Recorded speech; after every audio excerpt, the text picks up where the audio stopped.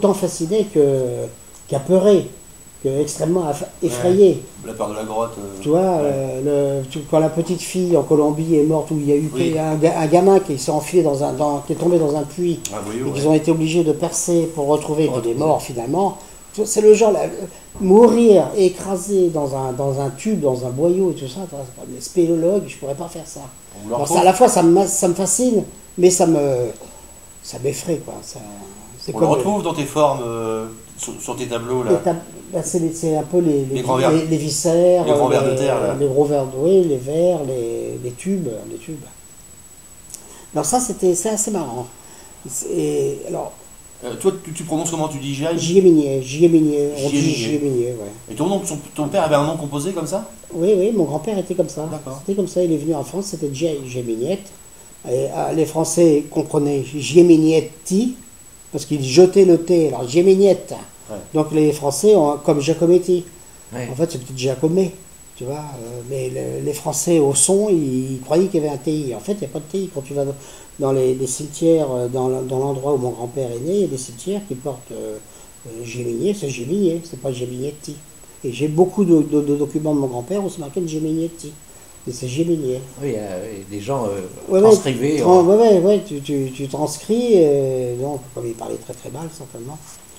Alors, si tu veux, moi, ce que je raconte dans mon bouquin, un peu l'origine de mon envie de faire de la peinture, c'est le côté un peu imaginaire, surréel, kafkaïen. J'ai beaucoup aimé les surréalistes, c'est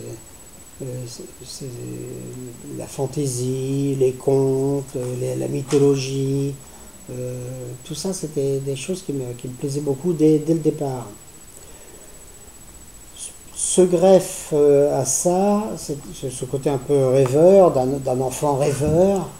Et un enfant lecteur aussi, non?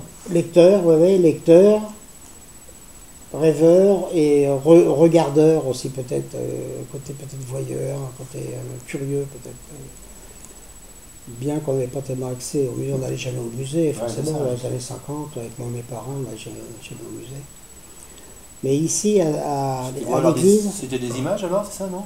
C'était des images. Et puis, des illustrations dans les livres Oui, dans les livres. Tout ce que tu aimais regarder, finalement, non? Peut-être les... Qu'est-ce que je regardais? Oui, je regardais beaucoup de... Par exemple il y a une chose dont je me souviens très très bien, c'est j'avais été fasciné par un chemin de croix fait par un peintre amateur du coin. Et j'étais enfant de cœur, donc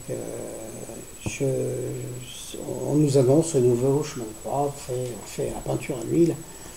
Et la peinture à l'huile, ça ne me parlait pas. La peinture à l'huile sur toile, toi, je ne sais pas je ne comprenais pas comment on pouvait peindre à l'huile sur de la toile. L'huile d'olive, enfin l'huile de cuisine, tu vois.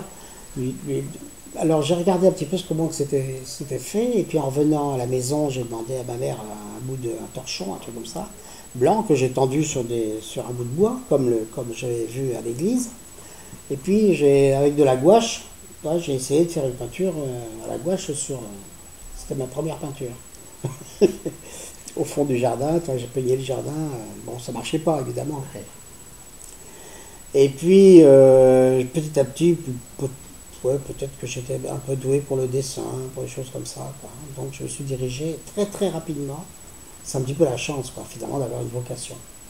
J'ai eu une vocation.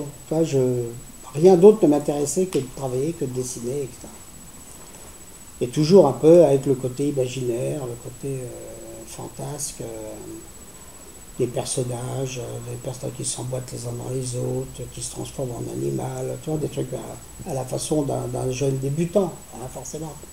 Il est influencé par il y avait des illustrés à la maison? Alors, non, il n'y avait pas d'illustrés, mais comme je te dis, à 18 ans, j'étais déjà dans une école, j'étais à Caen, aux Beaux-Arts de Caen, d'abord dans une petite école à Paris. Donc à 14, 15 ans, 16 ans, j'étais dans un collège technique spécialisé dans l'art.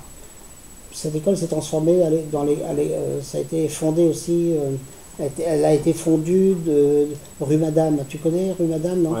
C'était une école de typo, d'imprimeurs, des choses comme ça. Donc c'était un petit peu en relation un petit peu avec le graphisme. Le graphisme. Le graphisme. À la fois technique et à la fois graphiste. Ouais, un peu, voilà. Et donc ça a été fondu, mais c'était quand même une partie un peu artistique. Donc là, on avait quand même pas mal de documents. Ouais. Hein, on avait les profs nous passaient des documents, des peintures, nous expliquaient ce que c'était qu'une composition, le plein, le vide, des couleurs complémentaires, des choses comme ça. Donc mon apprentissage s'est fait assez rapidement.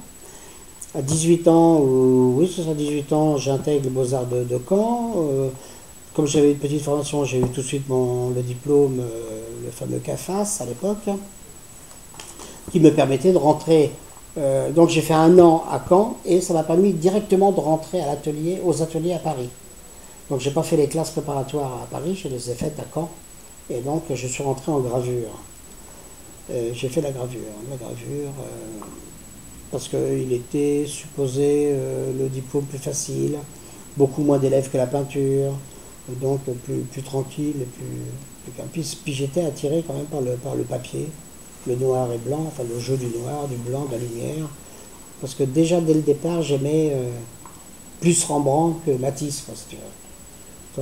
J'étais plus attiré par les tableaux sombres, ouais, ou dramatiques, que par les tableaux.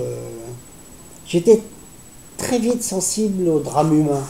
Et je voyais dans ces tableaux un peu noirs, où la lumière avait du mal à apparaître, je voyais le drame humain, le drame existentiel. Quelqu'un qui cherche la lumière. Et tu vois, ici, ces documents-là de masque à gaz qui sont là, c'est une page du Paris Match, en haut à droite, ouais, qui est paru il y a peut-être 40 ans. Ouais. Et je l'ai toujours eu dans mon atelier, cette image. Et je les avais découpés dans ce Paris Match. Les collants du masque non plus. Les masques, ils n'avaient pas de masque à gaz encore. C'était contre les gaz moutarde. Et ils se mettaient des linges humides ou gras autour de leur visage. Avec des lunettes de soudeur. Avec des lunettes de soudeur, de façon à ce que les muqueuses ne soient pas atteintes par le gaz moutarde. Il y avait des chevaux. Les chevaux aussi, oui, ils mettaient des linges autour des pattes. Autour de l'anus et tout ça, parce que c'était le gaz moutarde attaquait les muqueuses. Et alors voilà, donc ça m'a beaucoup frappé. La guerre, ça m'a beaucoup frappé aussi, parce que j'ai vu en 50... T'as quel âge toi? 54. 54.